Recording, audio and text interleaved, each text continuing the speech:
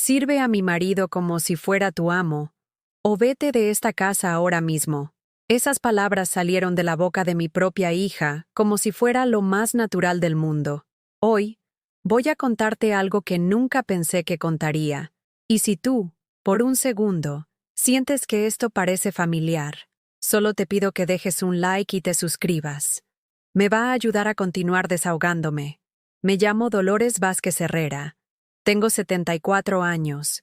Y durante más de 50 años, creí que el amor de familia era incondicional. Hasta el día que mi hija Carmen me demostró que me equivoqué toda la vida. Era un martes gris de febrero en Madrid. Las nubes pesadas se arrastraban sobre los tejados del barrio de Chamberí, donde vivo desde hace 15 años en un piso de 3 habitaciones que compré con los ahorros de toda mi vida. El radiador hacía ese ruido metálico que conocía de memoria, como un viejo amigo que suspira. Llevaba puesta mi bata de flores azules, esa que Carmen siempre criticaba por parecer de vieja, y mis zapatillas de casa desgastadas que se habían moldeado perfectamente a mis pies hinchados. Estaba en la cocina preparando lentejas con chorizo, el guiso que había hecho miles de veces para mi familia. El aroma a sofrito de cebolla y ajo llenaba el aire, mezclándose con el vapor que empañaba los cristales de la ventana. Mis manos, marcadas por las venas azules y las manchas de la edad, pelaban zanahorias con la misma precisión de siempre, aunque ahora me temblaban un poco más. El teléfono sonó cuando estaba añadiendo el laurel a la olla. Era Carmen. «Mamá, necesitamos hablar. Javier y yo vamos para allá». Su voz sonaba diferente, fría, como cuando era niña y había roto algo y sabía que iba a regañarla. Pero ahora era yo quien temía el regaño. Carmen llegó una hora después con Javier, su marido desde hace 12 años. Él, con su traje gris impecable y su sonrisa de vendedor de seguros, siempre me había tratado con esa cortesía forzada que reservamos para los parientes políticos incómodos. Carmen llevaba su abrigo Camel, ese que le regalé el año pasado por su cumpleaños gastándome la pensión de 2 meses, y sus tacones hacían eco en el pasillo de mi casa como martillazos. Se sentaron en el sofá del salón, el mismo donde Carmen había hecho los deberes durante su adolescencia, donde habíamos visto juntas las telenovelas mexicanas que tanto nos gustaban, donde yo la había consolado cuando su primer novio la dejó. Ahora ese sofá parecía un tribunal, y yo era la acusada. «Mamá, hemos estado hablando», comenzó Carmen, cruzando las piernas y evitando mi mirada. «Javier y yo creemos que ya no puedes vivir sola». Mi corazón se aceleró. A los 74 años, aún cocino, limpio mi casa, bajo a comprar al Mercado de la Paz cada martes y viernes, y mantengo mi jardín de geranios en la terraza. Puede que me duela la espalda y que a veces olvide dónde puse las gafas, pero soy independiente. «¿De qué hablas, hija? Estoy perfectamente». Javier se aclaró la garganta, ese gesto ensayado que usaba antes de decir algo que sabía que dolería. «Dolores, seamos realistas. El otro día te caíste en la ducha. Carmen me contó que a veces te confundes con las fechas, y esta casa es demasiado grande para ti». Mentira. Me había resbalado una vez porque había jabón en el suelo. ¿Y lo de las fechas? Bueno, a veces confundo si estamos a martes o miércoles. Pero, ¿a quién no le pasa? «Queremos que vengas a vivir con nosotros», continuó Carmen, como si me estuviera haciendo el mayor favor del mundo. «Tenemos esa habitación en el sótano que no usamos. Estarás cómoda». El sótano. Mi hija quería que viviera en el sótano de su casa, como si fuera una reliquia que no saben dónde guardar. «Pero hay condiciones», añadió Javier, y en ese momento supe que esto había sido idea suya. «La casa tiene sus rutinas. Carmen trabaja mucho en la inmobiliaria, así que necesitamos que colabores. Puedes ayudar con la limpieza, la comida, las cosas de casa». Carmen asintió como una niña obediente. Mi niña, que había criado sola después de que su padre nos abandonara cuando ella tenía 8 años. La misma que había trabajado 2 empleos para pagarle los estudios universitarios, que había vendido las joyas de mi madre para costearle el máster en administración de empresas. Y otra cosa, Javier se inclinó hacia adelante, como si fuera a contarme un secreto. «En casa tenemos nuestras reglas. Cuando llegue del trabajo, necesito tranquilidad. Nada de televisión alta, nada de visitas sin avisar, nada de, ya sabes, cosas de ancianos. ¿Cosas de ancianos? Pregunté, sintiendo cómo la rabia empezaba a hervirme en el estómago. Ya sabes, mamá. Carmen intervino con esa voz condescendiente que había desarrollado últimamente. Tus programas religiosos, tus rosarios en voz alta, tus llamadas a las amigas hablando de enfermedades. Javier necesita relajarse cuando llega a casa. Ahí estaba. Mi hija me estaba pidiendo que me convirtiera en una sirvienta silenciosa en su casa, que abandonara mi hogar, mi independencia, mi vida, para servir a su marido como si fuera mi señor. ¿Y si no acepto? Pregunté, aunque ya conocía la respuesta. Mamá, no podemos estar pendientes de ti si sigues viviendo aquí. Si pasa algo, si te caes, si te da algo, nosotros no podemos venir corriendo cada vez que tengas un problema. Pero nunca habían venido corriendo. Ni cuando tuve la neumonía el año pasado y estuve 3 días con fiebre sin que nadie me llamara. Ni cuando me operaron de cataratas y tuve que irme sola en taxi al hospital porque Carmen tenía una reunión importante. Me quedé mirando a mi hija, buscando en sus ojos algún rastro de la niña que solía abrazarme y decirme que era la mejor mamá del mundo. Pero solo encontré la frialdad calculada de una mujer que había aprendido que el amor se mide en conveniencia. Necesitamos una respuesta hoy, Dolores, dijo Javier consultando su reloj de oro. Si decides quedarte aquí, es tu decisión, pero no cuentes con nosotros para nada. Carmen se levantó, alisó su falda y me dio un beso en la frente, de esos besos vacíos que se dan por obligación. Piénsalo, mamá, es lo mejor para todos. Se fueron dejando tras de sí el aroma del perfume caro de Carmen y el eco de sus ultimátum. Me quedé sola en mi salón, donde las paredes guardaban 40 años de recuerdos familiares, donde cada objeto tenía una historia, donde había criado a mi hija con todo el amor que cabía en mi corazón. Esa noche, cuando el silencio de la casa se volvió ensordecedor, me acerqué al cajón de mi cómoda y saqué una libreta azul que no había abierto en años. En ella tenía anotados todos mis ahorros, cada cuenta bancaria, cada inversión que había hecho en secreto durante décadas. 8.500.000 euros. Dinero que había ganado vendiendo el terreno de mis padres en Cuenca, invertido sabiamente con la ayuda de un asesor financiero, multiplicado durante años sin que nadie lo supiera, ni siquiera Carmen, porque quería saber quién me amaba sin precio. Ahora ya lo sabía. Durante toda la noche no pude dormir. Me quedé sentada en la mecedora del salón, la misma donde había dado el pecho a Carmen, donde había pasado noches en vela cuando tenía fiebre, donde había llorado en silencio cuando su padre se fue con esa secretaria 20 años menor que yo. Las horas pasaban lentas como melaza mientras mi mente repasaba cada sacrificio que había hecho por esa niña que ahora me trataba como un estorbo. Recordé cuando Carmen tenía 7 años y quería ir a clases de ballet en la academia de la calle Serrano. Costaba 150 euros al mes. Una fortuna para una madre soltera que trabajaba limpiando oficinas de madrugada. Vendí mi anillo de compromiso, el único recuerdo bonito de mi matrimonio, para pagarle un año completo de clases. Carmen nunca lo supo. Solo sabía que de repente podía ir a ballet como las niñas ricas de su colegio. Durante 2 años trabajé de 5 de la mañana a mediodía limpiando edificios en el centro de Madrid. Luego corría a casa para preparar la comida de Carmen, la ayudaba con los deberes, y por las tardes trabajaba en una tienda de ropa hasta las 9 de la noche. Los domingos lavaba ropa ajena para ganar unos euros extra. Mis manos se agrietaron tanto por los productos de limpieza que parecían corteza de árbol, pero Carmen siempre tuvo ropa limpia y comida caliente. Cuando cumplió 15 años, todas sus amigas tenían móvil. Carmen llegó a casa llorando porque era la única que no tenía. Esa noche, sin decirle nada, empeñé la cadena de oro que había sido de mi abuela para comprarle el Nokia más moderno que había en la tienda. Le dije que me había tocado en la lotería. Sus ojos brillaron de felicidad cuando se lo di, y me abrazó tan fuerte que pensé que nunca me soltaría. «Eres la mejor mamá del mundo», me susurró al oído. Mentira.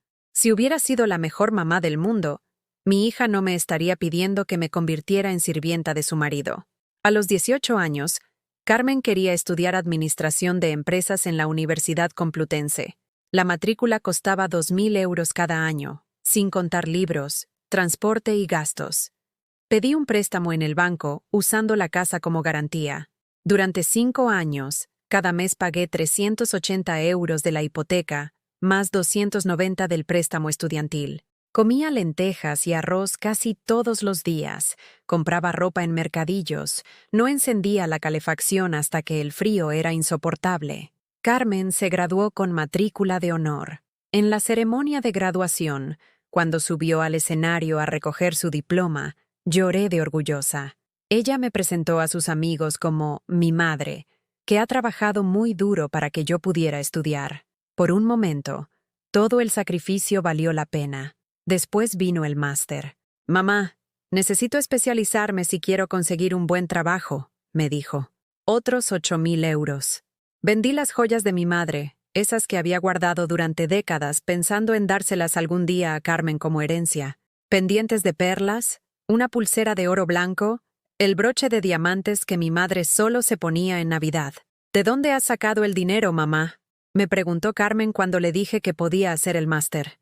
«He estado ahorrando en secreto», le mentí. No quería que se sintiera culpable. Durante el máster, Carmen conoció a Javier, un chico de familia acomodada que estudiaba Derecho en la Universidad San Pablo CEU. Venía a casa algunas tardes. Siempre educado, pero con esa sonrisa condescendiente que usan los ricos cuando tienen que tratar con gente de clase trabajadora. «Su madre es muy auténtica», le escuché decir una vez a Carmen por teléfono. Auténtica. Como si fuera un mueble rústico que queda bien en una casa moderna para dar carácter. Cuando se casaron, Carmen quería una boda perfecta, como las de las revistas, decía. El banquete en un parador de 5 estrellas en el Escorial costaba 15.000 €. Yo no tenía ese dinero, pero sabía lo importante que era para ella. Hipotequé la casa otra vez. Me endeudaría hasta los 80 años, pero mi niña tendría la boda de sus sueños. El día de la boda, Carmen estaba radiante con su vestido de la boutique más cara de la calle José Ortega y Gasset. Javier lucía impecable en su smoking hecho a medida.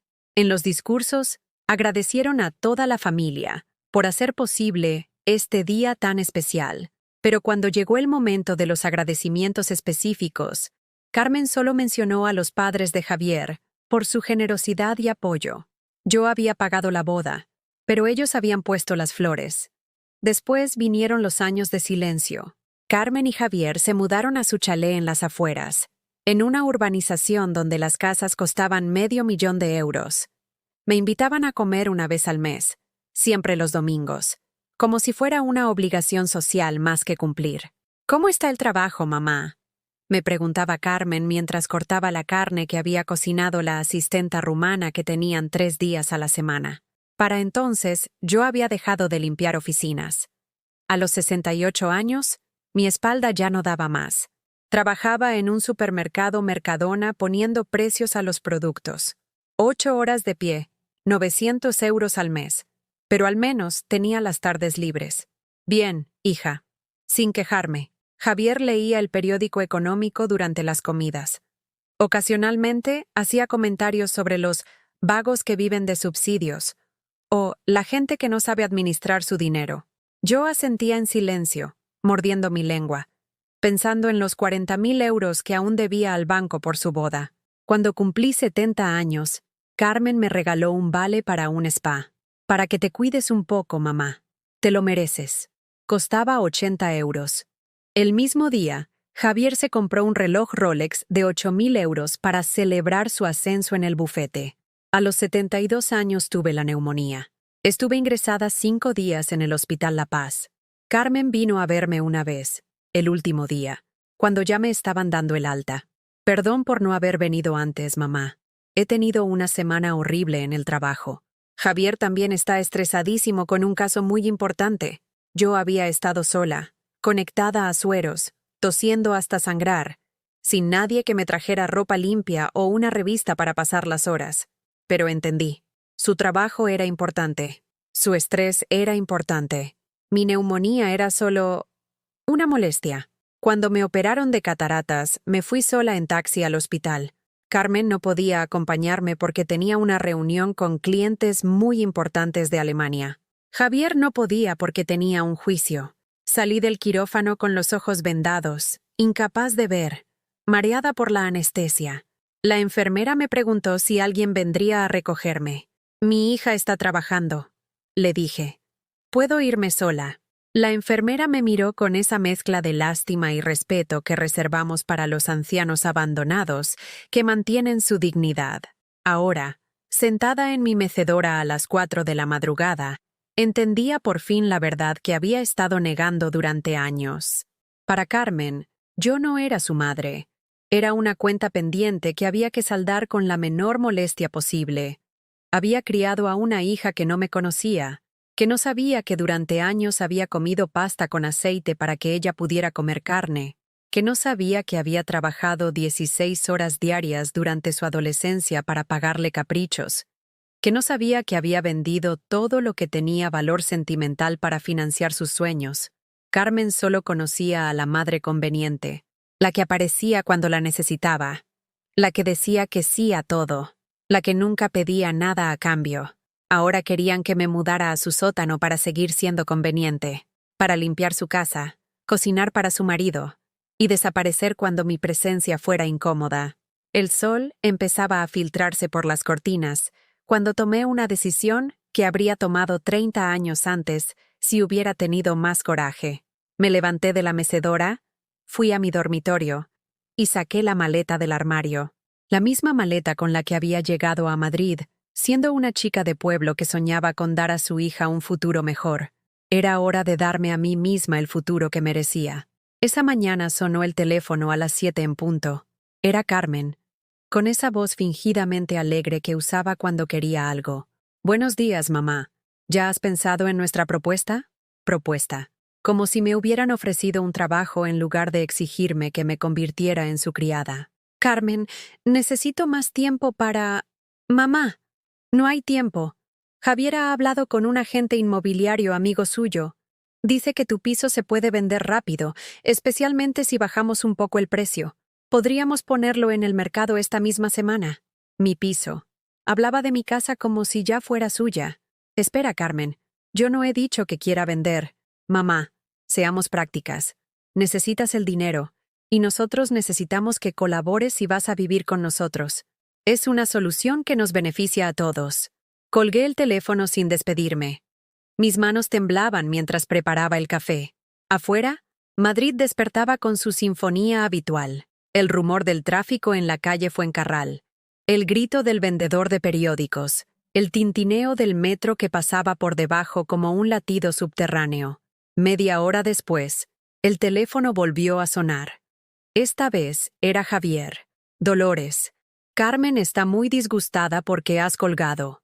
Mira, entiendo que esto es difícil para ti, pero tienes que ser realista. Ya no eres joven. ¿Qué va a pasar cuando ya no puedas subir las escaleras? ¿Cuando tengas una emergencia médica?» Su voz tenía esa paciencia forzada que usan los adultos cuando explican algo obvio a un niño terco. «Javier, yo estoy bien. Puedo cuidarme sola». «¿En serio? ¿Como cuando tuviste la neumonía y estuviste días sin llamar a nadie?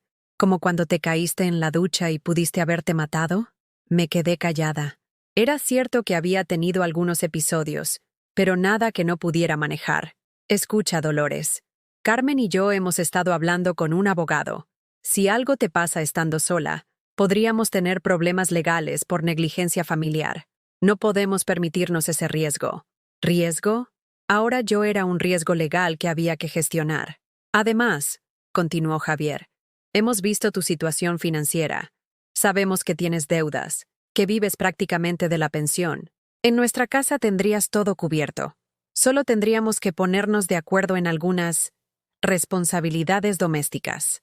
¿Cómo sabía Javier mi situación financiera? ¿Carmen le había dado información de mis cuentas? No entiendo de qué hablas, Javier. «Dolores, no hagas esto más difícil. Carmen tiene una copia de tus llaves. Ayer vinimos a revisar algunas cosas mientras estabas en el mercado. Solo queríamos asegurarnos de que estuvieras bien». Se me heló la sangre. Habían entrado en mi casa sin mi permiso. Habían revisado mis cosas, mis papeles, mi vida privada. ¿Qué derecho tenían a... El derecho de una hija preocupada por su madre? Carmen tiene poder notarial para emergencias médicas, ¿recuerdas? Lo firmaste cuando te operaron de cataratas. Era verdad. Había firmado esos papeles en el hospital, cuando estaba mareada por los medicamentos, y la enfermera me dijo que era rutinario tener a alguien autorizado en caso de que me pasara algo durante la cirugía. Eso era solo para emergencias médicas, Javier. Y esto es una emergencia preventiva. Colgué otra vez, pero esta vez con el corazón latiendo tan fuerte que podía oírlo en mis oídos. Fui hasta mi escritorio y abrí el cajón donde guardaba mis documentos importantes. Alguien había estado revolviendo entre mis papeles. Las facturas estaban desordenadas, algunos sobres abiertos que yo había dejado cerrados. Encontré la carpeta donde guardaba los estados de cuenta del banco. Habían desaparecido los últimos 3 meses. También faltaba la libreta donde anotaba mis gastos mensuales. Me senté en el sofá, sintiendo cómo el mundo se desplomaba a mi alrededor. Mi propia hija había estado espiándome, recopilando información sobre mi vida privada como si fuera una criminal bajo investigación. El teléfono sonó de nuevo. Esta vez no contesté. Siguió sonando cada 10 minutos durante toda la mañana. En la cuarta llamada, puse el contestador automático. Mamá, soy Carmen. Sé que estás ahí. Mira, entiendo que estés molesta, pero esto es por tu bien. Javier y yo hemos decidido que es mejor actuar rápido. Vamos a ir esta tarde a las 5 para hablar contigo cara a cara. Espero que para entonces hayas reflexionado, como si el problema fuera mi falta de reflexión y no su falta de respeto. A las 3 de la tarde sonó el timbre. No era Carmen. Era un hombre de unos 40 años, trajeado, con una carpeta en la mano y una sonrisa comercial. Señora Vázquez, soy Miguel Andrade, de la inmobiliaria Habitat Premium. Su yerno me ha comentado que podría estar interesada en vender su propiedad. Mi yerno. Javier había enviado a un agente inmobiliario sin siquiera preguntarme. Creo que hay un malentendido. Yo no he contactado con ninguna inmobiliaria. Oh, pero su yerno me aseguró que usted estaba muy interesada en vender. De hecho, me ha dado una llave para que pueda hacer una tasación preliminar. Una llave. Javier tenía una copia de las llaves de mi casa y se la había dado a un extraño. No voy a vender mi casa. Y no tienen ningún derecho a dar mis llaves a nadie. El agente pareció confundido. Señora, su yerno me dijo que usted tiene algunos problemas de memoria, que a veces se olvida de las conversaciones que ha tenido. Problemas de memoria. Ahora me estaban pintando como una anciana senil que no recordaba sus propias decisiones. Márchese de aquí inmediatamente. Señora, solo quiero ayudar. Su familia está preocupada por usted. Su yerno me explicó que necesita el dinero de la venta para poder mudarse a un lugar más apropiado para su edad. Cerré la puerta con fuerza y puse la cadena de seguridad. Mis manos temblaban tanto que apenas podía mover el pestillo. A las 5 en punto, como habían prometido, Carmen y Javier aparecieron en mi puerta. Esta vez venían acompañados de una mujer mayor, elegante, con el pelo plateado perfectamente peinado. Mamá, te presento a Elena, la madre de Javier. Queríamos que conociera tu opinión sobre la situación. Elena me tendió la mano con una sonrisa condescendiente. Encantada, Dolores. Carmen me ha contado mucho sobre ti. Qué difícil debe ser para una mujer de tu edad vivir sola en una ciudad tan grande como Madrid. No es difícil. Es mi elección. Por supuesto, querida. Pero a veces nuestras elecciones no son las más prudentes. Yo tengo 80 años y vivo en una residencia maravillosa en Pozuelo. Tengo enfermeras las 24 horas, actividades organizadas, compañía de gente de mi edad. Es mucho más seguro que estar sola. Una residencia. Ahora querían convencerme de que una residencia era mejor opción que vivir con ellos. Carmen me ha explicado su generosa oferta de acogerte en su casa. Continuó Elena. Pero francamente, querida, creo que una mujer independiente como tú se sentiría más cómoda en un ambiente más profesional. Javier carraspeó. Mi madre conoce varias residencias excelentes. Por supuesto, son un poco caras, pero con la venta de tu piso y algo de ayuda familiar, Ahí estaba el plan completo. Vender mi casa, meterme en una residencia y quedarse ellos con el dinero que sobrara para ayudar con los gastos. ¿Y si no acepto ninguna de sus opciones?, pregunté. Los tres intercambiaron miradas. Carmen se acercó a mí y me tomó las manos con esa ternura falsa que había perfeccionado durante años. Mamá, no queremos llegar a esto, pero Javier ha consultado con sus colegas abogados. Si una persona mayor vive sola y su familia considera que no puede cuidarse adecuadamente, existen procedimientos legales para protegerla. Incapacitación. Me estaban amenazando con quitarme la capacidad legal para tomar mis propias decisiones. Sería temporal, por supuesto, añadió Javier. Solo hasta que te establezcas en un lugar seguro. Elena asintió con comprensión.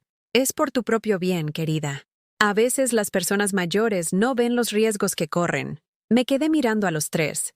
Estos extraños que decían quererme, pero que hablaban de mí como si fuera un objeto que había que reubicar para la comodidad de todos. Necesito ir al baño, dije finalmente. En el baño cerré la puerta con pestillo y me miré en el espejo. La mujer que me devolvía la mirada tenía los ojos rojos, las mejillas hundidas, el pelo gris despeinado. Parecía exactamente lo que ellos querían que pareciera. Una anciana indefensa, confundida, que necesitaba que otros tomaran decisiones por ella. Pero por primera vez en años, vi algo más en esos ojos cansados. Vi rabia, vi determinación, vi a una mujer que había sobrevivido a demasiadas cosas como para rendirse ahora. Abrí el botiquín y saqué las pastillas para la tensión. En el bote había una etiqueta con mi nombre completo. Dolores Vázquez Herrera. Al lado, mi fecha de nacimiento y mi DNI. Dolores Vázquez Herrera. No la madre de Carmen, o la suegra de Javier, o la anciana del tercero. Dolores Vázquez Herrera, una mujer con nombre propio, con historia propia, con decisiones propias. Una mujer que tenía 8.500.000 euros en el banco y que había decidido que ya era hora de usarlos. Cuando salí del baño, los tres seguían sentados en mi salón como si fueran los dueños de la casa. Carmen hojeaba una revista que había sacado de mi mesa de centro. Javier revisaba mensajes en su móvil y Elena examinaba mis fotografías familiares con la curiosidad de alguien que evalúa objetos en una subasta. ¿Ya has reflexionado, mamá?, preguntó Carmen sin levantar la vista de la revista. Sí, dije con una calma que me sorprendió a mí misma. He reflexionado mucho. Los tres me miraron expectantes, como si fuera un niño que finalmente había entendido la lección. Y he decidido que no voy a vender mi casa. No me voy a mudar con vosotros. Y no voy a ninguna residencia. El silencio que siguió fue tan denso que podía cortarse con un cuchillo. Carmen cerró la revista de golpe. Mamá, creo que no entiendes la gravedad de la situación. Entiendo perfectamente la gravedad. Entiendo que mi propia hija ha estado espiándome, que ha dado las llaves de mi casa a extraños, y que me está amenazando con quitarme mi capacidad legal si no hago lo que queréis. Javier se puso de pie con esa autoridad que creía tener sobre todo el mundo. Dolores, estás siendo irracional. Nosotros solo queremos lo mejor para ti. ¿Lo mejor para mí o lo mejor para vosotros? Elena dejó escapar una risa condescendiente. Querida, a tu edad es normal que te sientas confundida. Mis amigas de la residencia pasaron por lo mismo. Al principio se resistían, pero ahora están encantadas. No estoy confundida, estoy harta. Carmen se acercó a mí con esa expresión que ponía cuando era pequeña, y quería algo muy especialmente. Mamá, por favor, piensa en nosotros también. Javier y yo tenemos nuestras responsabilidades, nuestro trabajo, nuestra vida. No podemos estar constantemente preocupados por si te pasa algo. Nadie os ha pedido que os preocupéis. Durante años he vivido sola sin molestaros. He tenido neumonía, me he operado, he estado enferma, y nunca os he pedido ayuda. Precisamente, saltó Javier. Ese es el problema. No nos dijiste nada cuando estuviste enferma. Podrías haber muerto, y no nos habríamos enterado hasta días después. ¿Y eso os habría importado realmente? ¿O solo os habría molestado no haberos enterado a tiempo de hacer los trámites del entierro? Carmen se puso pálida. ¿Cómo puedes decir eso? Porque es la verdad, Carmen. Cuando tuve la neumonía, Viniste a verme una vez, una sola vez, el último día, cuando ya me daban el alta. Cuando me operé de cataratas, fui sola porque tenías una reunión importante, pero ahora de repente os preocupa mucho mi bienestar. Elena se levantó con la dignidad ofendida de alguien que no está acostumbrada a que le contesten. Javier, creo que será mejor que nos vayamos. Está claro que tu suegra necesita tiempo para recapacitar. No necesito tiempo para nada, dije con firmeza. Necesito que respetéis mi decisión. Javier se acercó a mí con esa sonrisa fría que usaba en los tribunales. Dolores, espero que entiendas que si insistes en esta actitud, no vamos a poder seguir ayudándote económicamente. ¿Ayuda económica? ¿De qué hablaba? ¿Qué ayuda económica? Los 200 euros que Carmen te ingresa cada mes para ayudarte con los gastos. Me quedé sin palabras. Carmen me había estado dando 200 euros al mes durante el último año, diciéndome que era un pequeño regalo para que te compres algún capricho. Yo pensaba que era un gesto de cariño, no una ayuda económica por necesidad. Mamá, dijo Carmen con voz suave, sabemos que con tu pensión no llegas a fin de mes, por eso te ayudamos. Pero si vas a ser así de malagradecida. ¿Malagradecida? La palabra me salió como un grito. ¿Malagradecida después de todo lo que he hecho por ti? ¿Todo lo que has hecho? Carmen se rió con amargura. Mamá, hiciste lo que hace cualquier madre. Criaste a tu hija. No tienes que echármelo en cara eternamente. No te lo echo en cara. Te lo recuerdo porque parece que se te ha olvidado. Javier consultó su reloj con impaciencia. Mira, Dolores, esto se está alargando demasiado. Te vamos a dar una semana más para que pienses las cosas, pero después de eso, vamos a tomar las medidas que consideremos necesarias. ¿Qué medidas? Las que sean necesarias para protegerte, dijo Elena con esa sonrisa helada. Una mujer de tu edad, viviendo sola, rechazando la ayuda de su familia. Eso podría interpretarse como un signo de deterioro cognitivo. Me quedé helada. Me estaban amenazando abiertamente con declararme incapaz. Eso es mentira, y lo sabéis. ¿Es mentira? Preguntó Javier. ¿Es mentira que ayer el agente inmobiliario te encontró confundida? ¿Es mentira que a veces olvidas las fechas? ¿Es mentira que te caíste en la ducha? Cada palabra era como una puñalada. Estaban cogiendo episodios normales de cualquier persona mayor y convirtiéndolos en evidencia de incapacidad mental. Javier tiene contactos en los juzgados, añadió Elena. Conoce a los mejores psiquiatras geriátricos de Madrid. Una evaluación profesional podría determinar si eres capaz de tomar decisiones responsables sobre tu bienestar. Carmen me cogió de las manos, pero esta vez no había ternura en su gesto, sino determinación. Mamá, no queremos llegar a eso. De verdad que no. Solo queremos cuidarte. Pero si no nos dejas, si no os dejo, ¿qué? ¿Me vais a quitar mi libertad? Te vamos a proteger de ti misma, dijo Javier con esa certeza que tenía sobre todo. A veces los adultos mayores pierden la capacidad de evaluar riesgos. Es algo médico, no es culpa tuya. No soy una adulta mayor, soy vuestra madre, y vuestra suegra, y tengo nombre propio. Por supuesto que sí, querida, dijo Elena con esa paciencia que se usa con los niños difíciles. Nadie está cuestionando tu identidad. Solo estamos cuestionando tu criterio. Se fueron media hora después, dejando tras ellos una amenaza que flotaba en el aire como humo tóxico. Mientras recogía las tazas de café que habían usado, encontré una tarjeta de visita olvidada en el sofá. Era del agente inmobiliario, con una nota manuscrita en el reverso. Valoración: 380.000 euros. Venta rápida: 350.000. Habían tasado mi casa sin mi permiso. Habían calculado cuánto dinero podrían sacar de mi vida. Esa noche no pude cenar. Cada vez que intentaba llevarme algo a la boca, se me cerraba la garganta. Me senté en la terraza, entre mis geranios, mirando las luces de Madrid que se extendían hasta el horizonte como un manto de estrellas terrestres. A las 9 sonó el teléfono. Era Carmen. Mamá. He estado pensando en nuestra conversación de esta tarde. Su voz sonaba diferente, más suave, más manipuladora. Creo que nos hemos precipitado.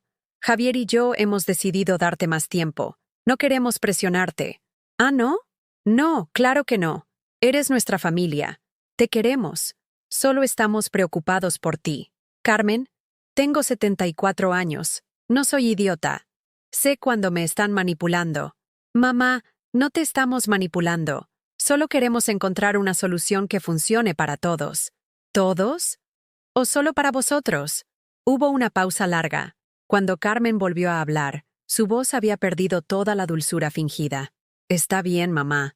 Si quieres ser así, perfecto. Pero recuerda que nosotros somos tu única familia. Si nos alejas, te vas a quedar completamente sola. Puede que estar sola sea mejor que estar acompañada por gente que no me respeta. Veremos cuánto duran esas palabras valientes cuando realmente necesites ayuda. Cuando tengas una emergencia médica y no haya nadie que venga a socorrerte. Cuando los vecinos se quejen del olor porque llevas días muerta en tu casa sin que nadie se entere. Sus palabras eran como cuchillos envenenados, diseñados específicamente para crear el terror que ella sabía que más me asustaba. Morir sola y abandonada. Carmen, no, mamá. Ya está todo dicho. Tienes una semana para reconsiderar. Después de eso, Javier va a empezar los trámites legales. Y te aseguro que un juez va a estar de nuestro lado, no del tuyo. Colgó sin despedirse. Me quedé sentada en la terraza hasta altas horas de la madrugada, abrazada a mí misma, sintiendo el frío de octubre que se filtraba a través de mi bata. Las amenazas de Carmen resonaban en mi cabeza como ecos en una cueva vacía, pero por primera vez en mi vida, también sentí algo nuevo creciendo en mi pecho. No era miedo, no era tristeza, era algo más poderoso, más liberador. Era furia, una furia limpia y clara que me decía que ya había soportado suficiente, que ya había sido demasiado complaciente, demasiado comprensiva, demasiado dispuesta a sacrificarme por gente que no valoraba esos sacrificios. Entré en casa, fui a mi dormitorio y saqué del cajón más profundo del armario un sobre que no había abierto en 5 años. Dentro estaban los documentos de mis cuentas bancarias, mis inversiones, mis propiedades. 8.500.000 euros. Ya era hora de que Carmen y Javier descubrieran quién era realmente Dolores Vázquez Herrera. El lunes por la mañana hice algo que no había hecho en más de 20 años. Llamé al banco y pedí cita con el director. ¿Para qué asunto, señora Vázquez?, preguntó la secretaria con esa eficiencia mecánica que tienen los empleados bancarios. Para hablar de mis inversiones. Tengo varias cuentas y quiero hacer algunos cambios importantes. 2 horas después, estaba sentada frente a don Alfonso Medina, director de la sucursal del Banco Santander en la Plaza de Olavide. Era un hombre de unos 50 años, con el pelo perfectamente peinado y una sonrisa profesional que se iluminó considerablemente cuando revisó mis datos en su ordenador. Señora Vázquez, es un placer conocerla finalmente en persona. Veo que es usted una de nuestras clientas más valoradas. Valorada. Qué diferente sonaba esa palabra cuando venía acompañada de 8 cifras en una pantalla. Don Alfonso, necesito hacer algunos cambios en mis cuentas. Quiero retirar el dinero que mi hija tiene autorización para consultar y moverlo a una cuenta nueva, completamente privada. El director frunció el ceño mientras tecleaba en su ordenador. Veo que efectivamente su hija Carmen tiene autorización como beneficiaria en caso de fallecimiento y para consultar movimientos en la cuenta corriente principal. ¿Puedo preguntarle el motivo del cambio? Razones familiares. Prefiero mantener mi privacidad financiera. Por supuesto, está en su derecho. ¿Qué cantidad quiere transferir? Todo. Don Alfonso levantó las cejas. ¿Todo? ¿Los 8.500.000 euros? Todo. Durante la siguiente hora, don Alfonso me explicó los procedimientos, las implicaciones fiscales, las opciones de inversión. Pero yo ya había tomado mi decisión. Quería una cuenta nueva, solo a mi nombre, sin autorizaciones para nadie. Quería que cuando Carmen intentara espiar mis finanzas, se encontrara con una cuenta corriente prácticamente vacía. ¿Mantendremos los 200 euros mensuales que su hija le transfiere?, preguntó don Alfonso consultando el historial. No. Cancele esa transferencia automática inmediatamente. El director me miró con curiosidad, pero se limitó a tomar nota. Muy bien, señora Vázquez. Los cambios estarán efectivos mañana mismo. Cuando salí del banco, me sentía como si hubiera salido de una cárcel invisible. Por primera vez en años, mi dinero era completamente mío. Mis decisiones eran completamente mías. Mi vida era completamente mía. Caminé por las calles de Malasaña sin rumbo fijo, observando la vida que pululaba a mi alrededor. Jóvenes con sus mochilas corriendo al metro, madres empujando carritos de bebé, ancianos sentados en los bancos de la plaza leyendo el periódico, gente normal viviendo vidas normales, sin que nadie cuestionara su capacidad para tomar decisiones. Me detuve frente al escaparate de una agencia de viajes. Había carteles de destinos exóticos: París, Roma, las Islas Canarias, Machu Picchu. Lugares que había soñado con visitar durante décadas, pero que siempre había considerado demasiado caros o demasiado complicados para una mujer de mi edad. Entré sin pensarlo 2 veces. «Buenos días. ¿En qué puedo ayudarla?», preguntó una chica joven con una sonrisa genuina. «Quiero hacer un viaje. Algo especial». «Perfecto. ¿Tenía algún destino en mente?». Miré los folletos esparcidos sobre el mostrador. Cruceros por el Mediterráneo, tours por la Toscana, safaris en África. ¿Sabe qué? Sorpréndame. Quiero algo que una mujer de 74 años nunca haría. La chica se rió. Me encantan los retos. ¿Le gusta la aventura? Ahora sí. 1 hora después salí de la agencia con un billete de avión a Marrakech, un tour de 1 semana por Marruecos que incluía una noche en el desierto del Sáhara y una sensación de libertad que no había experimentado jamás. El teléfono sonó cuando llegué a casa. Era Carmen. «Mamá, he ido al banco esta mañana para ingresar tu mensualidad y me han dicho que has estado allí. ¿Qué has hecho?». Su voz tenía un tono de alarma que me resultó delicioso. «He organizado mis finanzas». «¿Qué significa eso?». «El empleado no ha querido darme información. Dice que ya no tengo autorización para consultar tu cuenta». «Efectivamente». «¿Efectivamente?». «Mamá, esa autorización era para protegerte. ¿Y si tienes problemas y necesitamos acceder a tu dinero para ayudarte?». «Carmen, si alguna vez necesito ayuda real, ya sabré a quién acudir. Y no eres tú». Hubo un silencio tan largo que pensé que había colgado. «Mamá, ¿qué has hecho?». «El empleado me ha dicho algo sobre transferencias importantes». «¿Has movido dinero?». «¿Cuánto dinero tienes?». «El suficiente». «¿El suficiente para qué?». «Para ser libre». Esa tarde hice algo más que no había hecho en años. Fui de compras para mí misma. No ropa práctica ni zapatos cómodos, sino algo que me hiciera sentir hermosa. En El Corte Inglés de la calle Preciados, me compré un vestido azul cobalto que realzaba mis ojos, un abrigo de lana elegante, unos zapatos de tacón medio que me hacían caminar con más dignidad. La dependienta, una mujer de mi edad que parecía entender lo que estaba pasando, me ayudó a elegir con una complicidad silenciosa. «Se ve usted radiante», me dijo mientras envolvía mis compras. «¿Celebramos algo especial?». «Mi renacimiento». Esa noche cocié para mí sola por primera vez en meses. No lentejas ni sobras, sino un salmón fresco con verduras que compré en el mercado de La Paz. Puse la mesa con mi vajilla buena, esa que guardaba para las ocasiones especiales, encendí una vela y me serví una copa de vino tinto. Comí despacio, saboreando cada bocado, escuchando jazz en la radio, sintiendo cómo mi casa volvía a ser mía. El silencio ya no era pesado ni amenazante. Era liberador. A las 10 sonó el timbre. Era Carmen, acompañada de Javier. Esta vez no los invité a pasar. «Mamá, tenemos que hablar. El banco me ha dicho que has retirado una cantidad muy importante de dinero. ¿Dónde está ese dinero?». «En lugar seguro». «¿Qué lugar seguro?». «Mamá, a tu edad es fácil que te estafen. ¿Has dado dinero a alguien? ¿Te ha llamado algún estafador?». Javier se adelantó con esa autoridad que creía tener sobre mí. «Dolores, necesitamos saber exactamente qué has hecho con tu dinero. Si has sido víctima de algún fraude, podemos ayudarte a recuperarlo».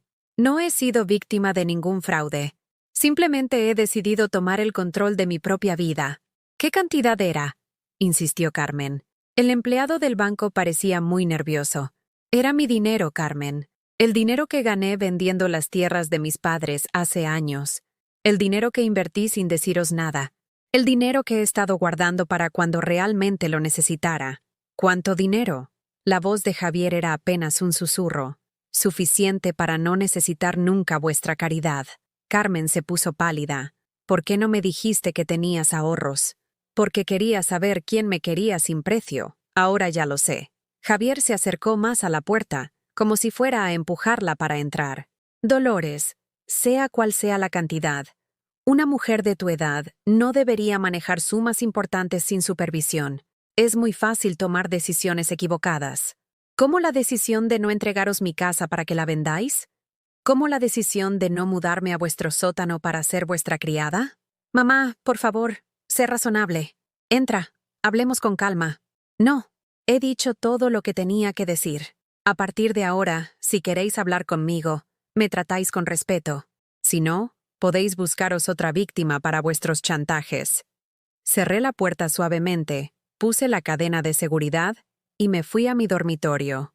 Por primera vez en semanas, dormí profundamente. Al día siguiente, el cartero me trajo un sobre certificado. Era mi nuevo pasaporte, que había renovado la semana anterior sin decirle nada a nadie. En la foto aparecía una mujer de 74 años con los ojos brillantes y una sonrisa que no había visto en mi cara durante años. Dolores Vázquez Herrera, libre para viajar a donde quisiera, cuando quisiera, con quien quisiera, o sola, si prefería. Y por primera vez en mi vida, prefería estar sola antes que acompañada por gente que no me respetaba. Esa tarde, mientras empacaba mi maleta para Marrakech, sonó el teléfono.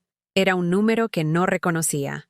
«Señora Vázquez, soy Lucía, su vecina del quinto. Disculpe que la moleste, pero he visto a un hombre merodeando por el edificio preguntando por usted. Dice que es investigador privado contratado por su familia para evaluar su situación. ¿Está usted bien?» Un investigador privado. Carmen y Javier habían contratado a alguien para espiarme. Estoy perfectamente, Lucía. Gracias por avisarme. ¿Quiere que llame a la policía? No hace falta. Pero si vuelve a aparecer, no le dé ninguna información sobre mí. Por supuesto. Y, señora Vázquez, me alegra verla tan animada últimamente. Se la ve muy bien. Colgué el teléfono sonriendo. Incluso mis vecinos habían notado el cambio. Mañana estaría en un avión camino a Marruecos. Carmen y Javier podrían contratar a todos los investigadores privados que quisieran. Yo estaría bebiendo té de menta en una plaza de Marrakech, siendo simplemente Dolores, una mujer libre que había decidido que ya era hora de vivir para sí misma. El viernes por la mañana, 3 días antes de mi vuelo a Marrakech, sonó el timbre a las 7 de la mañana. No era una hora normal para visitas, pero ya nada de lo que hacía mi familia me sorprendía. Cuando abrí la puerta, me encontré con Carmen, Javier, Elena y un hombre desconocido vestido con traje gris y maletín de cuero. «Buenos días, mamá. Te presentamos al doctor Hernández, psiquiatra geriátrico del Hospital Ramón y Cajal». El doctor me tendió la mano con una sonrisa profesional que no llegaba a sus ojos. «Señora Vázquez, su familia está preocupada por algunos cambios en su comportamiento. Me han pedido que haga una evaluación preliminar de su estado cognitivo». Ahí estaba, la amenaza que habían estado agitando durante semanas. Habían traído a un psiquiatra para certificar que estaba loca. «No voy a hablar con ningún psiquiatra», dije con calma. «No he solicitado ninguna evaluación y no la necesito». Carmen se adelantó con esa expresión de preocupación que había perfeccionado. «Mamá, solo queremos asegurarnos de que estás bien. El doctor Hernández solo va a hacerte unas preguntas sencillas, como las preguntas que le hicisteis vosotros para que viniera aquí sin mi consentimiento». El doctor Hernández carraspeó incómodamente. «Señora Vázquez, entiendo su reticencia, pero su familia ha reportado algunos comportamientos preocupantes. Cambios repentinos en los hábitos financieros, decisiones impulsivas, aislamiento social». ¿Decisiones impulsivas? ¿Cómo organizar mis propias finanzas? ¿Cómo decidir no vender mi casa? Javier se acercó con esa sonrisa de tiburón que usaba cuando creía tener ventaja. «Dolores, también está el tema de las cantidades importantes de dinero que has movido sin consultar con nadie. El doctor necesita evaluar si esas decisiones fueron tomadas con plenas facultades mentales». «¿Cómo sabéis qué cantidades he movido? ¿Habéis estado investigando mis cuentas bancarias?» Elena intervino con esa autoridad matronal que se había adjudicado a sí misma. «Querida, Cuando una persona mayor mueve sumas importantes, los bancos tienen protocolos. Han llamado a Carmen como familiar más cercano para alertarla de posibles fraudes. Mentira. Sabía que era mentira porque había hablado con don Alfonso y me había asegurado que todo era confidencial. Mamá. Carmen puso esa voz de niña pequeña que usaba cuando quería algo. Solo deja que el doctor te haga unas preguntas. Si todo está bien, se irá y nos quedaremos tranquilos. ¿Y si el doctor decide que no estoy bien? El doctor Hernández consultó unos papeles en su maletín. En caso de que la evaluación sugiera algún deterioro cognitivo, sería recomendable una supervisión médica más estricta, posiblemente institucionalización temporal hasta que se estabilice su estado. Institucionalización.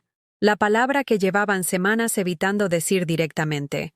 No voy a hablar con ningún médico que viene a mi casa sin que yo lo haya llamado. Si queréis que me evalúe un psiquiatra, yo elegiré al profesional. Javier perdió la paciencia. ¡Basta ya de tonterías, Dolores!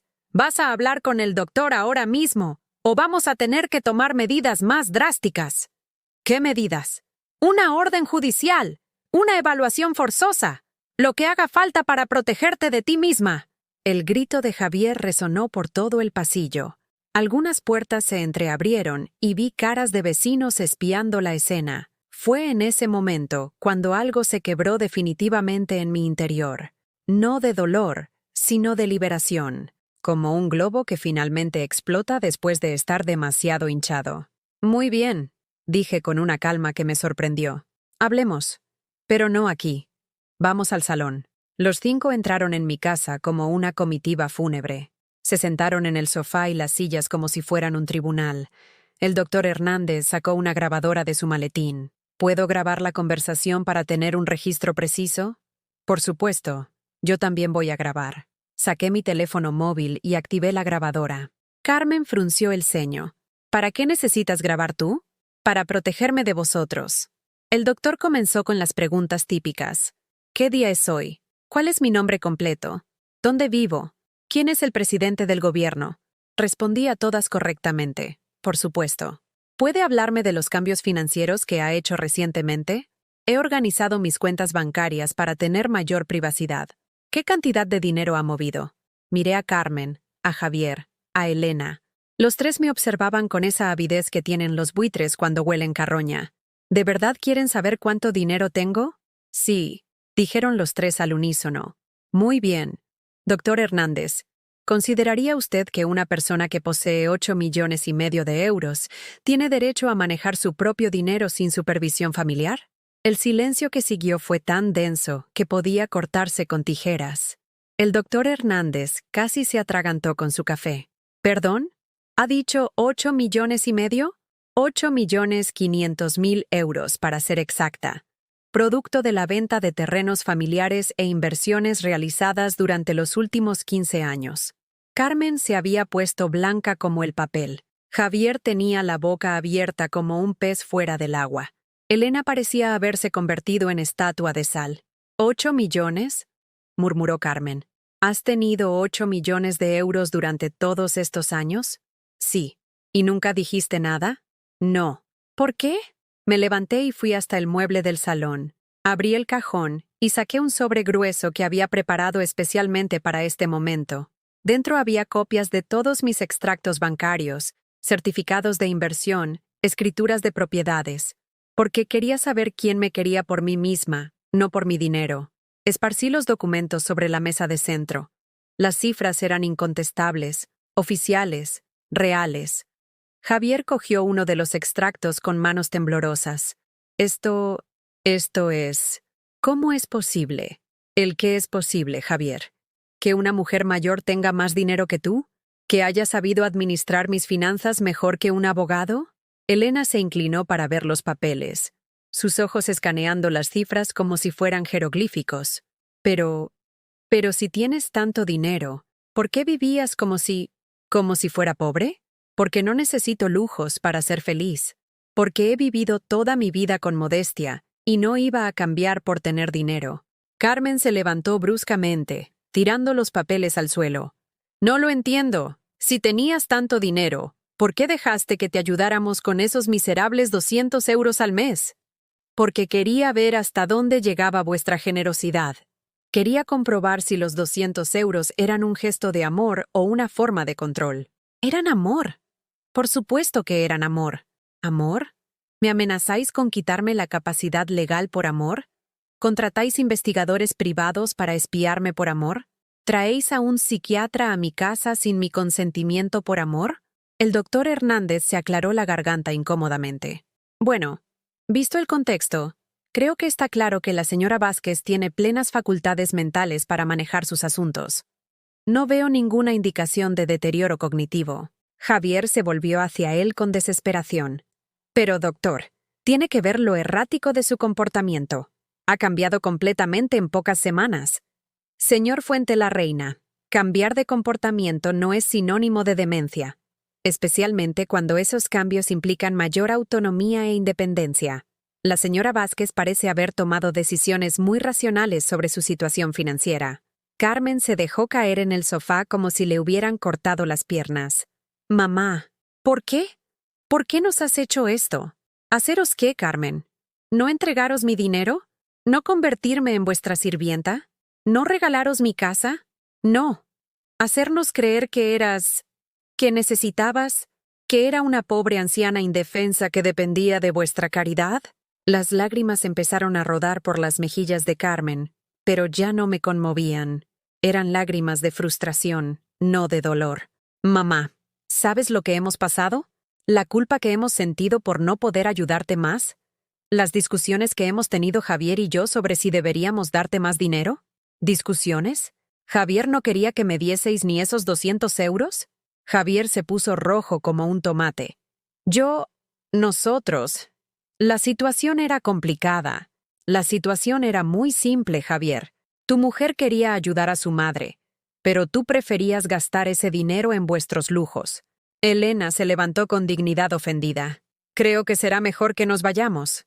Esta conversación ha tomado un rumbo muy desagradable. Sí, será mejor. Doctor Hernández, ¿su veredicto profesional? El psiquiatra guardó sus papeles con evidente incomodidad. La señora Vázquez está en plenas facultades mentales. No hay indicios de deterioro cognitivo ni de incapacidad para tomar decisiones. Cualquier proceso legal basado en incapacidad mental carecería de fundamento médico. Carmen se acercó a mí con los ojos hinchados. Mamá, podemos empezar de nuevo. ¿Podemos qué, Carmen? ¿Ahora que sabéis que tengo dinero me vais a tratar bien? No es eso. Claro que es eso. Durante semanas me habéis amenazado, chantajeado, humillado. Me habéis tratado como a una carga, como a un estorbo que había que gestionar. Y todo ha cambiado en 5 minutos, desde que habéis visto esas cifras. Fui hasta la puerta y la abrí de par en par. Quiero que os vayáis todos. Ahora mismo. Mamá, ahora mismo, Carmen. Y no volváis hasta que hayáis reflexionado sobre qué tipo de personas sois. Se fueron en silencio, como una procesión derrotada. Carmen fue la última en salir. ¿Vas a desheredarnos? No lo sé, Carmen. Todavía no lo sé. Cerré la puerta y me quedé apoyada contra ella, escuchando cómo sus pasos se alejaban por el pasillo. Por primera vez en meses, mi casa estaba completamente en silencio. Y por primera vez en años, ese silencio me sabía a libertad. El domingo por la mañana, mientras hacía mi maleta para Marrakech, me miré en el espejo del dormitorio, y por primera vez en décadas, vi a la mujer que realmente era. No la madre abnegada que había sacrificado todo por una hija desagradecida, no la viuda solitaria que aceptaba migajas de cariño fingido, no la anciana vulnerable que necesitaba protección de una familia que la despreciaba. Dolores Vázquez Herrera, 74 años, propietaria de 8.500.000 euros, libre. Mi reflejo me sonrió, y yo le devolví la sonrisa. El vuelo a Casablanca salía a las 3 de la tarde desde Barajas. Había pedido un taxi para las 11, tiempo suficiente para llegar sin prisas. Mi maleta era pequeña, elegante, comprada especialmente para este viaje. Dentro llevaba el vestido azul cobalto, ropa cómoda para el desierto, cremas solares y una cámara de fotos que había comprado para inmortalizar mi nueva vida. A las 10 sonó el timbre. Pensé que sería el taxista adelantándose, pero cuando abrí la puerta me encontré con Carmen. Venía sola, sin Javier, sin Elena, sin psiquiatras. Llevaba el pelo revuelto, ojeras profundas y la misma ropa del día anterior. «Mamá, ¿puedo pasar?» «Solo 5 minutos». Dudé un momento, pero algo en su postura, más humilde de lo que la había visto nunca, me convenció. «5 minutos, Carmen. Tengo un taxi esperando». Se sentó en el borde del sofá, retorciendo las manos como hacía cuando era niña y había hecho algo malo. «¿Te vas de viaje?» «A Marrakech. 1 semana». «¿Sola?» «Sola». Carmen miró mi maleta junto a la puerta y después me miró a mí con una expresión que no había visto en años. No era el desprecio calculado de los últimos meses, ni la impaciencia condescendiente que había desarrollado. Era sorpresa, como si me estuviera viendo por primera vez. «Mamá, he estado pensando toda la noche sobre lo que dijiste ayer, sobre todo. Y creo que tienes razón. No dije nada. Había aprendido que el silencio a veces enseña más que las palabras. Javier y yo hemos estado hablando hasta las 5 de la madrugada. Sobre ti, sobre nosotros, sobre cómo hemos llegado a esto». Carmen se levantó y se acercó a la ventana, mirando hacia la calle donde Madrid despertaba en domingo. ¿Sabes qué me dijo? Me dijo que nunca te había considerado realmente inteligente, que siempre pensó que eras una mujer simple, de pueblo, sin educación, que por eso era normal que no entendieras cosas complejas como las finanzas o las decisiones importantes. Sus palabras me dolieron, pero ya no me sorprendieron. ¿Y tú qué le dijiste? Al principio nada, porque creo que yo también había empezado a verte así. Se volvió hacia mí con lágrimas en los ojos. ¿Cómo pude llegar a pensar eso de ti? Tú, que trabajaste 2 empleos para pagarme los estudios. Tú, que vendiste las joyas de la abuela para mi máster. Tú, que conseguiste 8.500.000 euros sin que nadie se diera cuenta. Carmen, no, déjame terminar, por favor. Se secó las lágrimas con la manga de su camisa. Anoche me di cuenta de algo horrible. Me di cuenta de que durante años he estado avergonzada de ti. Sus palabras flotaron en el aire como una confesión que había estado guardando durante décadas.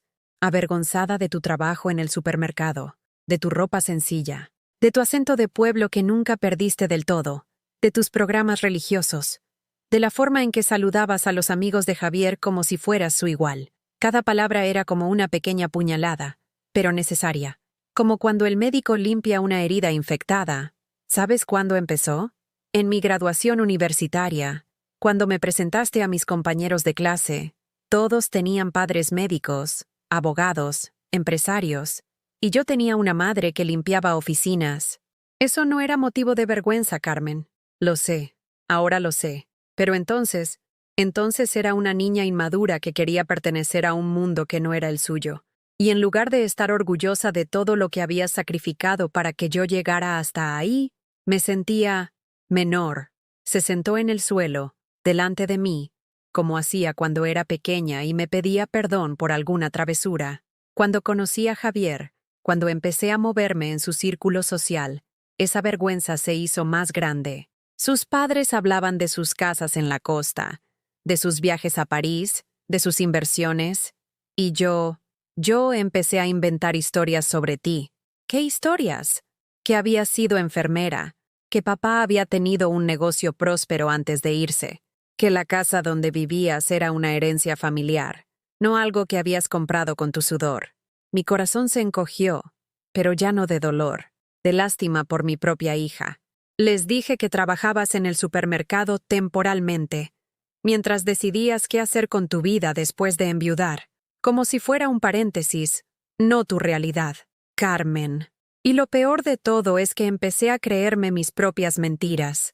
Empecé a verte como los demás te veían, una mujer mayor, simple, que necesitaba que la cuidaran, que no entendía el mundo moderno, que era una carga.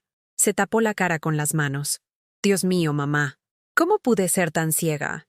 ¿Cómo pude no ver que eras la persona más fuerte, más inteligente, más capaz de toda mi vida? Me levanté del sofá y me senté en el suelo junto a ella, como hacíamos cuando era pequeña y tenía pesadillas. Carmen, todos cometemos errores. No, mamá. Esto no fue un error. Esto fue una traición sistemática durante años.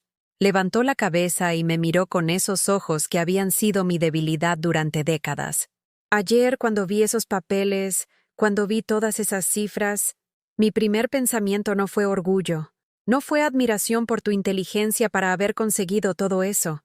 Mi primer pensamiento fue, ¿qué van a pensar Javier y sus padres cuando se enteren de que mi madre es millonaria? Sus palabras me confirmaron lo que ya sabía. Carmen había dejado de verme como su madre hacía mucho tiempo. Me había convertido en un accesorio de su vida social, algo que había que gestionar para que no interfiriera con su imagen. ¿Y ahora qué piensas?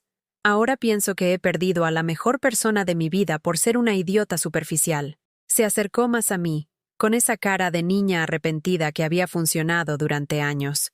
Mamá, ¿podemos empezar de nuevo? ¿Puedes perdonarme? La miré durante largo rato. Carmen había sido mi mundo durante décadas. Había organizado toda mi vida alrededor de su felicidad, de sus necesidades, de sus sueños. La había querido más de lo que me había querido a mí misma. Pero la mujer que tenía delante ya no era mi niña pequeña. Era una mujer de 42 años que había elegido despreciarme durante años, que había preferido la aprobación de extraños antes que el amor de su madre. Carmen, te quiero. Siempre te querré. Eres mi hija. Su cara se iluminó con esperanza. Pero ya no confío en ti. La esperanza se desvaneció como humo. Y sin confianza no puede haber una relación real. Mamá, por favor. Puedo cambiar. Puedo... No, Carmen. No puedes cambiar. O mejor dicho, no sé si puedes cambiar. Y yo ya no tengo tiempo ni energía para averiguarlo. Me levanté del suelo y me alisé la falda. Afuera se oía el claxon de un taxi. Ese es mi taxi. ¿No puedes cancelar el viaje? ¿Quedarte para que hablemos más? No, Carmen. Me voy a Marrakech. Me voy a dormir en el desierto bajo las estrellas. Me voy a montar en camello. Me voy a tomar té con beduinos que no saben ni mi nombre ni cuánto dinero tengo, pero que me van a tratar con respeto porque soy un ser humano. Cogí mi maleta y mi bolso. Cuando vuelva, si quieres intentar reconstruir nuestra relación, podrás intentarlo, pero será bajo mis condiciones. Con respeto, con honestidad, sin Javier diciéndome lo que puedo o no puedo hacer en mi propia vida. Carmen se quedó en el suelo, llorando como la niña que había dejado de ser hacía décadas. ¿Me llamarás desde Marruecos? No. ¿Cuándo volverás? Cuando tenga ganas de volver. Salí de mi casa, cerré la puerta con llave y bajé las escaleras hacia mi nueva vida. En el taxi, mientras Madrid se difuminaba por la ventanilla, me di cuenta de que por primera vez en años no estaba pensando en Carmen. No estaba preocupándome por si estaría bien, si me necesitaría, si habría comido. Estaba pensando en el desierto que me esperaba, en las estrellas que vería, en la mujer de 74 años que había decidido que aún tenía muchas aventuras por vivir. Dolores Vázquez Herrera, libre al fin de ser simplemente Dolores. 6 meses después, mientras tomaba café en la terraza de mi apartamento en Sevilla, contemplando el Guadalquivir que brillaba bajo el sol de abril, recibí una llamada de Carmen. No había hablado con ella desde aquella mañana en Madrid, antes de irme a Marruecos. Durante estos meses había viajado por medio mundo. Las dunas del Sáhara donde dormí bajo un manto de estrellas que nunca había imaginado que existiera. Los mercados de especias de Marrakech donde regateé como una experta. Los templos de Bali donde aprendí a meditar. Los viñedos de la Toscana donde bebí vino mientras el sol se ponía sobre colinas doradas. Había alquilado este apartamento en el barrio de Triana hace 2 meses, después de decidir que Madrid ya no era mi hogar. Era un lugar precioso, con vistas al río, lleno de luz, decorado con los recuerdos de mis viajes y las plantas que había ido coleccionando. Por las mañanas escuchaba el canto de los pájaros y el rumor del agua. Por las tardes paseaba por las calles adoquinadas donde las mujeres mayores se sentaban en las puertas de sus casas a charlar y coser. Aquí era simplemente Dolores, la señora que vivía en el tercero, que compraba en el mercado de abastos, que tomaba tapas en el bar de la esquina y que siempre tenía una sonrisa para los niños del barrio. ¿Mamá? La voz de Carmen sonaba diferente a través del teléfono. Más madura, más humilde.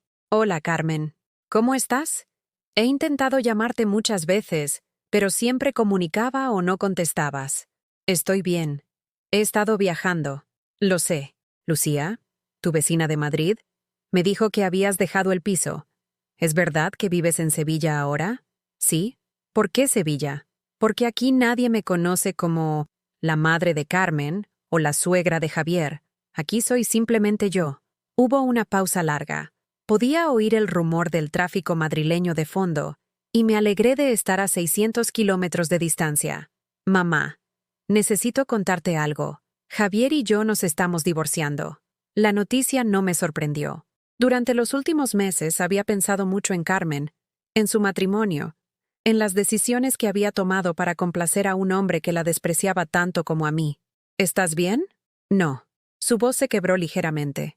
No estoy bien, pero estoy mejor que cuando estaba casada con él. ¿Qué pasó? Lo que tenía que pasar. Después de aquella mañana en tu casa, cuando descubrimos lo del dinero, Javier cambió, pero no cambió a mejor. Carmen hizo una pausa, como si estuviera ordenando sus pensamientos. Al principio intentó que volviéramos a contactar contigo. Llama a tu madre, me decía. Arregla las cosas con ella. Con 8 millones podríamos hacer muchas cosas. Pero cuando le dije que no iba a manipularte para conseguir tu dinero, empezó a mostrar quién era realmente. ¿Cómo? Resulta que durante años había estado desviando dinero de mi cuenta personal para sus gastos. Dinero que yo ganaba con mi trabajo en la inmobiliaria. Cuando le pedí explicaciones, me dijo que era normal, que los matrimonios compartían todo, que yo no entendía de finanzas. Escuché el eco de las mismas palabras que Javier había usado conmigo, pero lo peor fue cuando empezó a culparme por haber perdido tu herencia, como si tus 8.500.000 euros fueran algo que me pertenecía por derecho. Carmen, no, déjame terminar, por favor. Necesito decirte esto. Su voz se hizo más firme. Un día, hace 3 meses, llegué a casa y me encontré a Javier revisando documentos en mi escritorio. Había estado buscando información sobre ti, sobre dónde vivías, cuáles eran tus cuentas bancarias. Había contratado otro investigador privado. Me incorporé en mi silla. ¿Para qué? Para demandarte. Para intentar demostrar que cuando me diste dinero para mis estudios, en realidad me estabas dando parte de mi herencia anticipada. Quería reclamar legalmente una parte de tu fortuna. ¿Y tú qué hiciste? Lo eché de casa esa misma noche. Cogí sus cosas, las metí en maletas y le dije que se fuera. Para siempre. Por primera vez en meses, sentí algo parecido al orgullo maternal. Fue entonces cuando me di cuenta de algo terrible, mamá. Me di cuenta de que Javier no era diferente de mí. Durante años, los dos habíamos estado viendo tu dinero como algo que nos pertenecía. La diferencia era que él lo hacía por codicia, y yo lo hacía por costumbre. ¿Qué quieres decir? Que durante décadas había asumido que todo lo que tenías era de alguna manera también mío. Tu casa, tus ahorros, tu futuro. Como si tú existieras solo para darme cosas. Como si no fueras una persona independiente con derecho a tomar sus propias decisiones. Sus palabras me llegaron como una revelación tardía pero genuina. ¿Sabes cuándo me di cuenta realmente? Cuando estaba firmando los papeles del divorcio. El abogado me preguntó sobre bienes familiares, herencias, expectativas económicas, y yo, automáticamente, mencioné los 8 millones de mi madre. Carmen se rió con amargura. El abogado me miró como si estuviera loca. ¿Su madre le ha prometido ese dinero? Me preguntó. ¿Tiene algún documento que acredite que es suyo? Y entonces me di cuenta, no tenía nada, porque no era mío. Nunca había sido mío. Carmen, era tuyo, mamá. Era tu dinero, tu esfuerzo, tu inteligencia, tu independencia. Y yo había estado reclamándolo como si fuera mi derecho por el simple hecho de ser tu hija. Miré hacia el río, donde un grupo de niños jugaba en la orilla mientras sus abuelos los vigilaban desde un banco. La escena me recordó algo que había perdido y encontrado: la capacidad de disfrutar del presente sin estar constantemente preocupada por el futuro de otros. ¿Dónde vives ahora? He alquilado un apartamento pequeño en Lavapiés. Trabajo más horas en la inmobiliaria para poder pagarlo sola. Es diferente. Más difícil económicamente, pero más honesto. ¿Eres feliz? Estoy aprendiendo a hacerlo. Por primera vez en mi vida estoy viviendo con mis propios medios, tomando mis propias decisiones, sin que nadie me diga lo que debo hacer o pensar. Sonreí. Mi hija había tardado 42 años, pero finalmente estaba creciendo. Mamá, ¿puedo preguntarte algo? Claro. ¿Me odias? La pregunta flotó en el aire durante unos segundos. Era una pregunta que merecía una respuesta honesta. No, Carmen, no te odio. Ya no puedo odiarte. Pero me perdonas. Te perdono el dolor que me causaste. Pero no puedo perdonarte los años que perdimos por tu vergüenza y mi complacencia. Lo entiendo. Carmen, durante décadas viví para ti. Tomé decisiones pensando en tu felicidad. Sacrifiqué mis sueños por los tuyos. Me convertí en la persona que pensaba que necesitabas que fuera. Lo sé.